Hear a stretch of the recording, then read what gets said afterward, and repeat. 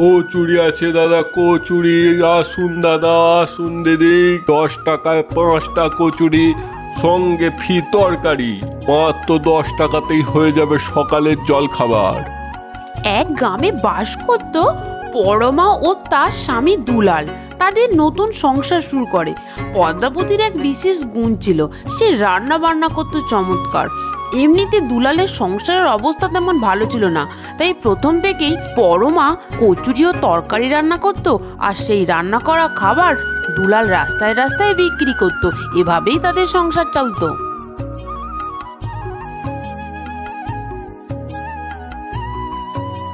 পরমা, ও পরমা, কোথায় গো?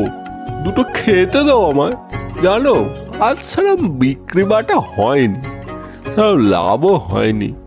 কই দাও দেখি, দুটো গরম গরম ভাত খাই। কি ভাত?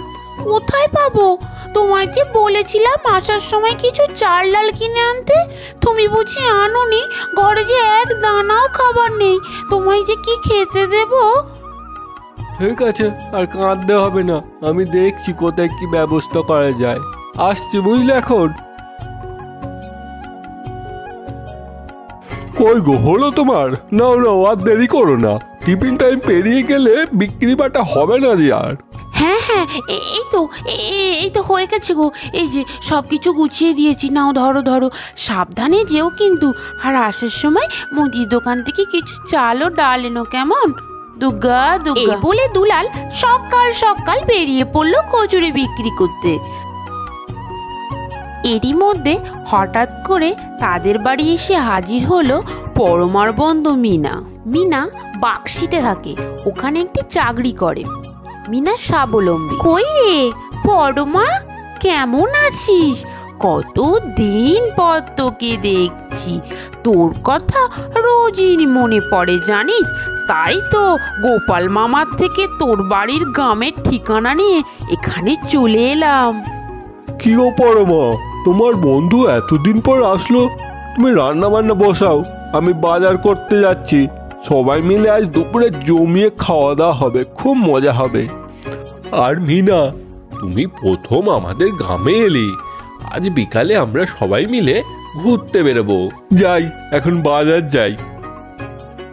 আয় পরমা আয়, তোকে দেখে আমার কি যে ভালো লাগছে, তোকে কি বলবো। কাজকর্ম কেমন চলছে? তুই এখন থাকিস কোথায় বলতো? সেই যে চাকরি করতে বেরোলি, আর কোনো পাত্তাই নেই তোর। আমি বিয়ে করে সংসারী হয়ে গেলাম, আমার স্বপ্ন আর পূরণ হলো না। নিজের পায়ে দাঁড়ানোর স্বপ্নই রয়ে গেল। ও সব বাদ দে, আয় এখানে বস, আমি রান্না চাপাই।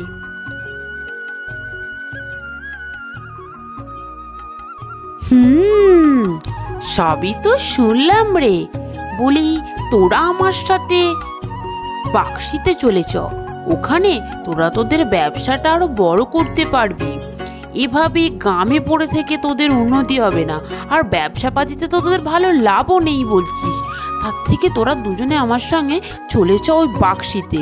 ওখানে অনেক লোকজন, তোদের ব্যবসাটা ওখানে এখানের থেকে ঢের ভালো চলবে। এরপর তারা গ্রাম ছেড়ে বাক্সি শহরে চলে আসে। নতুন শহরে এসে তারা একটি ছোট্ট ঘর ভাড়া নেয়, আর সেখানেই শুরু করে তাদের ব্যবসা।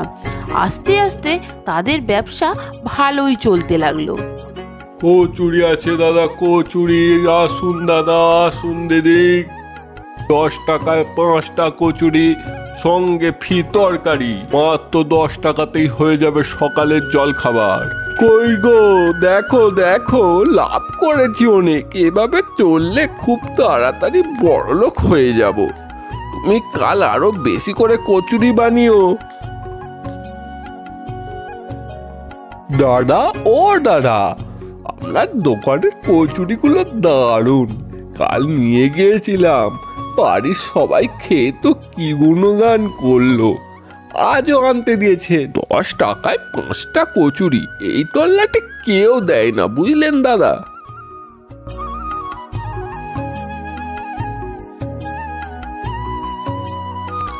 বুঝলে গিন্নি, এভাবে হবে না।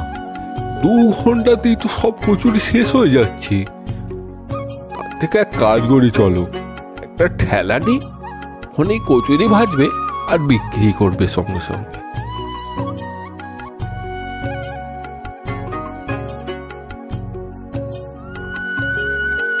কি গো, আমরা যদি আরো 2জন লোক নিই আমাদের কচুরি তৈরিতে সাহায্যের জন্য, তাহলে কিন্তু আরো অনেক কচুরি বিক্রি করতে পারবো।